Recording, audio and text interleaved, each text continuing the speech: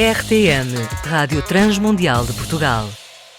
RTM Talk, um espaço de entrevistas sobre os mais variados temas da atualidade. Entra na conversa. Começa agora o RTM Talk.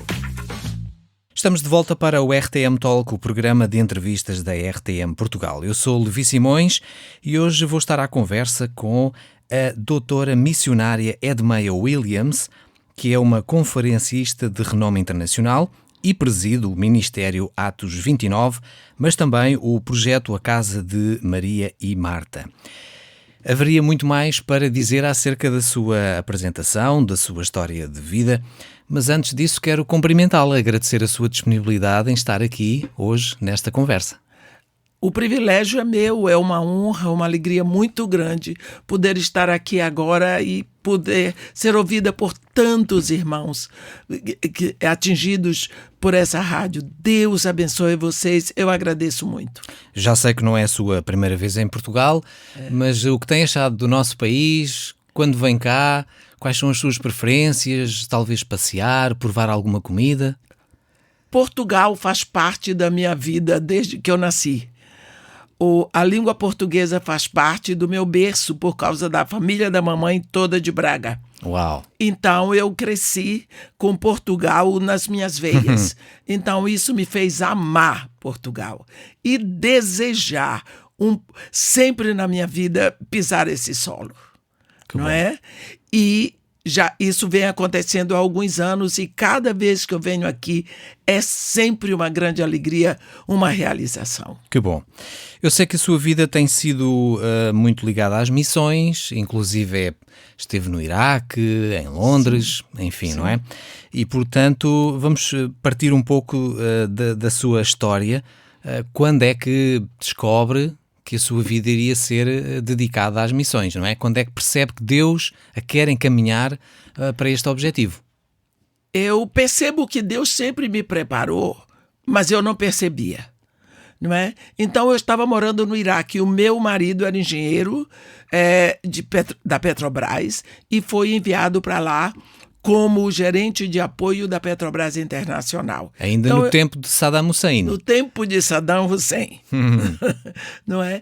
E lá eu tive verdadeiramente o meu encontro pessoal com Jesus.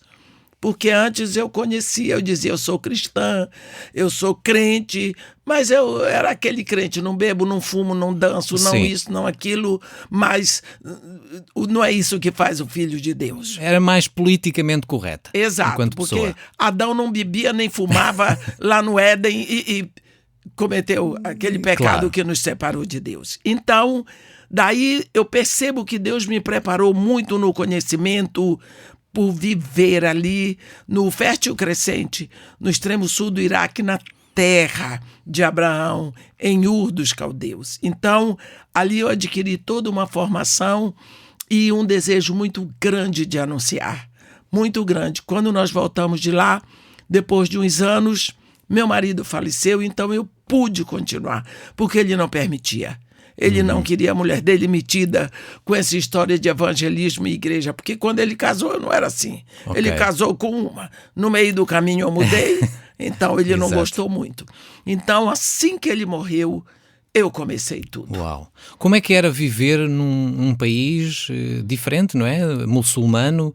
Sim. Como é que um cristão vive naquele ambiente?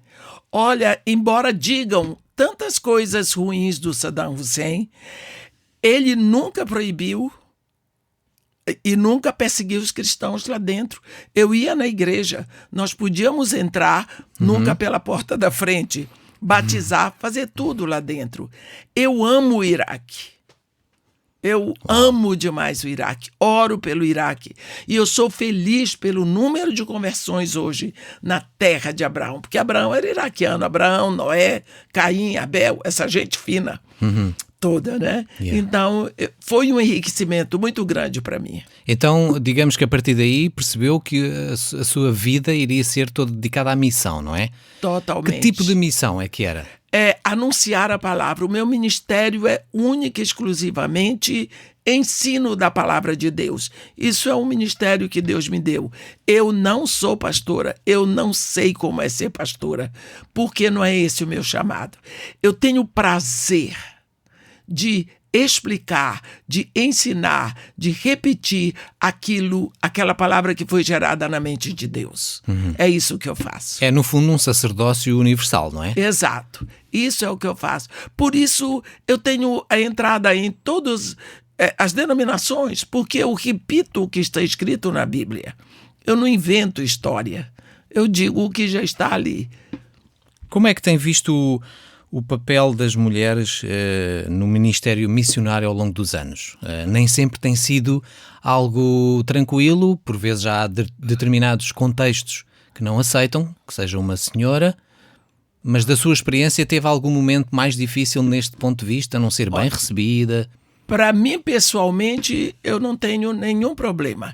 Eu creio que nós mulheres, às vezes, podemos dar uma exagerada e não nos colocarmos no lugar certo, porque eu olho para trás e eu vejo que Deus soprou vida no homem, mas ele não soprou vida na mulher. A vida vem pela costela, então a vida vem para a mulher através do homem.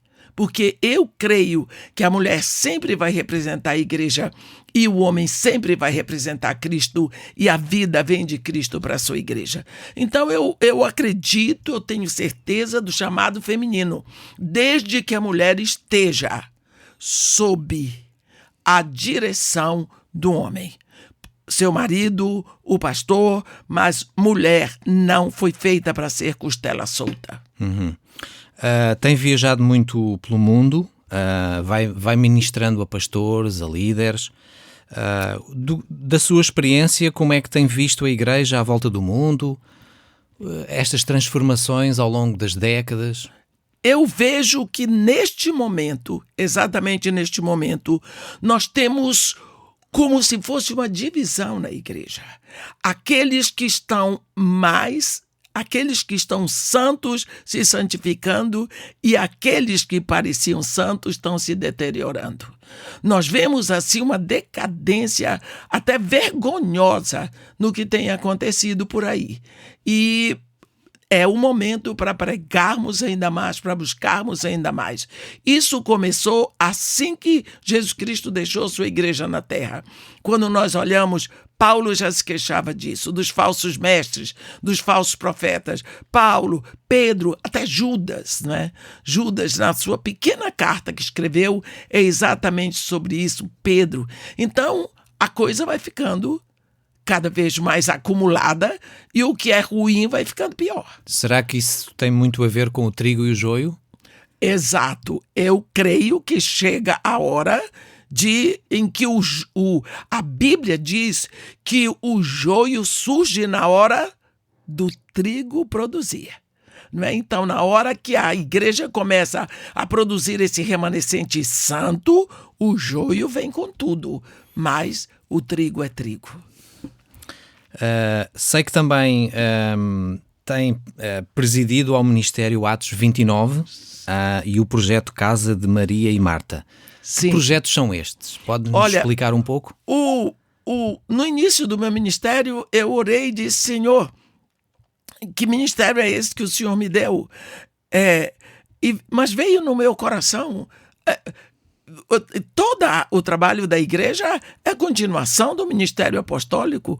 O Espírito Santo deu o chute inicial para a gente. A Bíblia diz no Atos 13 que Paulo e Barnabé, então dirigidos pelo Espírito Santo, desceram a Seleucia, de lá passar Chipre e tudo mais. Então, o Atos não termina no capítulo 28.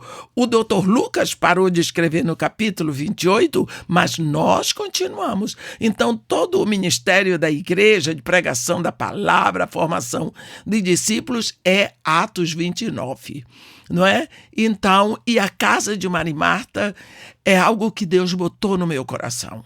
Porque eu fui uma criança como aquelas que estão lá na favela. Negra, destituída de um lar arrumado,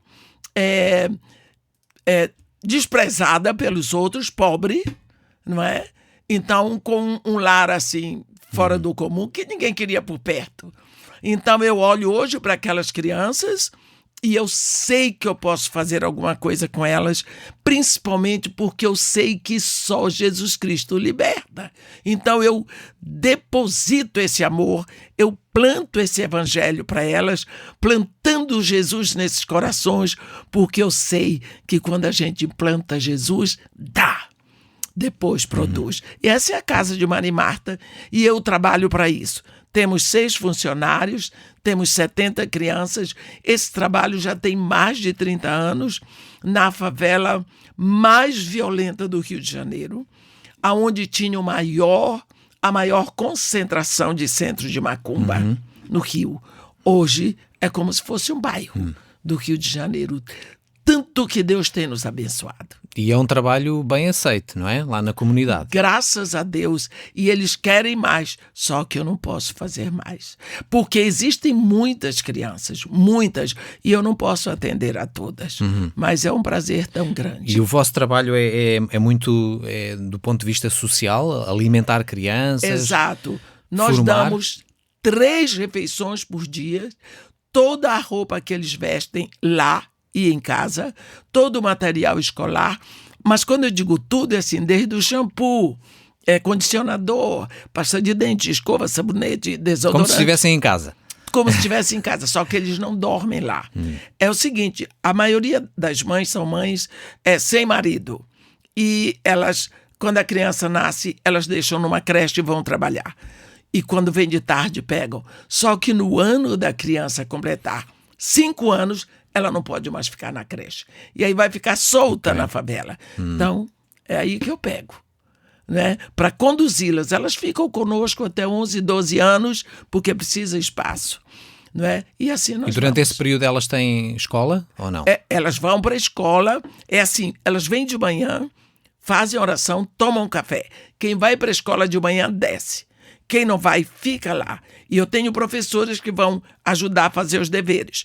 Enquanto elas estão fazendo os deveres, então elas são tiradas em pequenos grupos. Um grupo para aula de informática, outro para aula de música, outro para aula de canto, outro para aula de educação religiosa, outro para dança também, que eu faço. E eu faço questão de ter dança para as crianças. Eles precisam fazer movimento. Sem dúvida. E para mim, dança é construtivo. E eles têm muita energia, não é? É bom dançarem. E precisam. E aí, meio-dia, 15 para meio-dia, nós servimos o almoço. Eles descem para a escola, os que estavam na escola sobem para lá. Vão almoçar, fazer as atividades. Quando é lá para 5, 5 e meia, as mães começam a chegar, eles vão para os seus barracos. E tem apoio do Estado, da Prefeitura, não, de igrejas? Eu não tenho. Existe um pastor lá no Rio, o pastor Aloysio de Moraes, que ele dá o dízimo da igreja para a casa de Maria e Marta, mas é só esse. Existem outras pessoas assim que depositam um dinheiro aqui, outro ali, não é? E graças a Deus os tem abençoado. Sem dúvida, mas é sempre um dia-a-dia difícil, Exato, não é? eu vivo, ajo e trabalho para isso. Deus tem abençoado. E digamos que, até para as pessoas que nos estão a ouvir, o que é que necessita mais nessa casa, nesse projeto? Será alimentos, roupa? Tudo. Precisamos de tudo. Principalmente a oração dos irmãos, para que seja possível o trabalho. Certo. E para que também mais crianças venham até vós. Eu não posso ter mais crianças. Não tem capacidade. Eu já tive 110. Eu posso ter 110, mas eu fui ameaçada pelo governo. Como assim? Porque eu não quis fazer parte de um grupo. Ok. Então eu não posso ter mais de 70. Ok, tem muitas regras lá, não é? Exato, Muito bem. Bom, de certeza que já teve momentos gratificantes ao longo da sua vida, da sua história, também momentos difíceis. Tem assim alguma história em particular que se recorde e queira partilhar connosco? Olha, o que mais me afetou durante todo o tempo do meu ministério, porque meu ministério começa logo depois que meu marido morre. Isso foi há quantos anos? Foi em 1990. Ok, né? certo. E quando ele morreu, o ano seguinte morreu minha filha. A minha filha era, assim, para mim, o brilho. Ela era inteligentíssima, ela era linda, ela era advogada, ela era a inventariante do meu marido. Para mim, ela era, assim, a coisa mais linda de olhar. E ela morreu. Isso para mim foi uma coisa que até hoje a gente aceita, mas não esquece. A dor está sempre lá. Tem que viver com isso, não é? Exato. E depois, Deus mandou, em 94, para a minha vida, uma missionária inglesa, uma moça inglesa judia, que ela veio para ficar comigo. Eu entendi que era de Deus, ela também, a igreja dela mandou. Ela é de Harpole, na Northampton, na Inglaterra. Ficou comigo 21 anos. Um outro brilho de moça morreu. Então é a segunda perda, assim, dolorosa para mim. Então isso me marcou muito, mas me deu muito conhecimento, e eu entendi a palavra que Tiago diz: irmãos, tende por motivo de muita alegria o passagem por várias tribulações, porque a tribulação produz perseverança, e a perseverança leva à maturidade. Sim. E sentiu força para continuar com essa palavra também. Isso, cada vez mais. Eu vou aprendendo através das dificuldades. Uhum. E Londres, como é que surge? Tem também algum projeto lá missionário? Olha, no início do meu ministério foi na Inglaterra, porque eu fui pregar num movimento do Billy Graham. Billy Graham, ele recebeu de Deus uma direção para avivamento na Europa. Então ele começou na Inglaterra, no Reino Unido. Ele montou o escritório dele em Londres, e foi a época que o secretário dele morreu e o filho dele assumiu, e ele chamou um preletor de cada continente. E por causa da minha fluência em inglês, então eu fui chamada para participar desse grupo. E foi uma época muito boa em que eu pregava também na BBC, na Radio M, e Inglaterra, Escócia, País de Gales, Irlanda do Norte. Então, esse ministério foi ali, foram 3 meses. Foi a partir daí que tudo começou? Tudo começou. Comecei a pregar com o reverendo John Stott, entende? Então, essa minha aproximação com o Reino Unido também já está no coração, que o papai era britânico. Né? A mãe portuguesa e o pai britânico. Bem europeus. Bem europeus. Apesar de nessa época, portanto, a Inglaterra vivia de um modo diferente, não é? Mas acha que ao longo destes anos, da sua vida missionária, também da experiência que tem tido, o trabalho missionário está a mudar com o tempo? A nova geração de missionários trabalha de forma diferente? Como é que tem visto as missões no hoje em dia relativamente há 30 anos, à época em que começou? Eu creio que o maior agente missionário depois do Espírito Santo é isso aqui que você está fazendo, é a mídia. Porque eu não preciso ir a um lugar para pregar. Isso aqui nós estamos fazendo, ele tem um alcance que nós não podemos contar. Então, hoje nós contamos com essa ferramenta. Um missionário senta aqui, e você faz o trabalho em várias nações, em vários idiomas. Então, eu acho que o agente missionário hoje é esse, e nós precisamos investir nele. E nós precisamos falar. Mas eu creio que você está falando de missionário, a pessoa do missionário. Sim, a pessoa, o modo de fazer missão, o trabalho no terreno, não é? Exato. Pelo que eu tenho visto, existe um movimento muito grande. E às vezes não dá para a gente compreender. Mas de uma hora para outra, parece que Deus tocou fogo num povo. Principalmente numa mulherada. Que a gente vê por aí congresso de mulher em todo canto. Eu nunca vi as mulheres tão animadas para falar de Jesus. Mais ativas. Mais ativas no reino, como eu vejo hoje. E como eu já tenho toda essa idade, Eu já vi muita coisa, mas do jeito que está hoje, está uma maravilha. E com a tecnologia do nosso lado, não é? Pois é. Áudio, vídeo, tudo. O alcance.